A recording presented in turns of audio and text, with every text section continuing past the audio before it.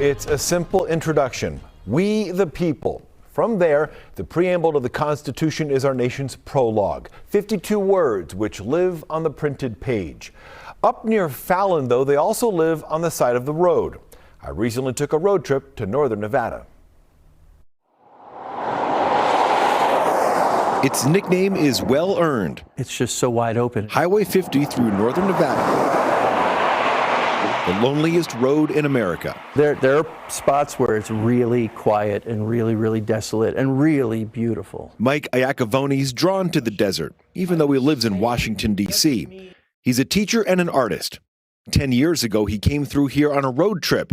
He imagined this as a canvas. When you're out there, you're so captive when you're driving. Iacovone saw these messages along the highway.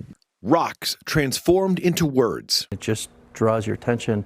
And I thought, like, man, I bet I could do something interesting. First, a message to his son. Later, he came back to try something more ambitious. Maybe I could write the preamble to the Constitution. I wonder how long that'll take or if I could do that. So he did. 5 or 6 days of rearranging rocks. It's been here ever since. In a lot of ways, I don't think about it as art.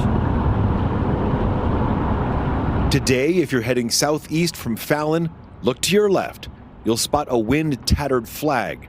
Below it, a message on the loneliest road to everyone. We the people. Here we are 250 years later, and we still have that as the backbone of our country. The question remains, why do this here? Why do it at all?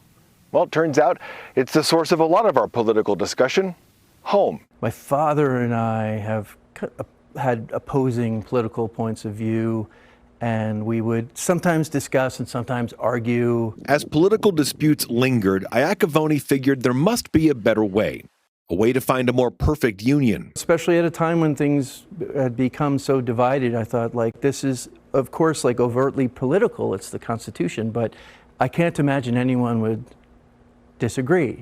It's the foundation of America's relationship with itself. For Mike, it started with one of his own. I did that piece.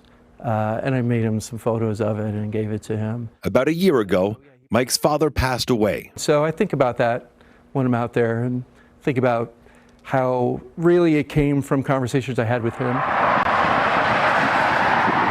The preamble's message lives on to ourselves and our posterity. A lonely road becomes a little more perfect.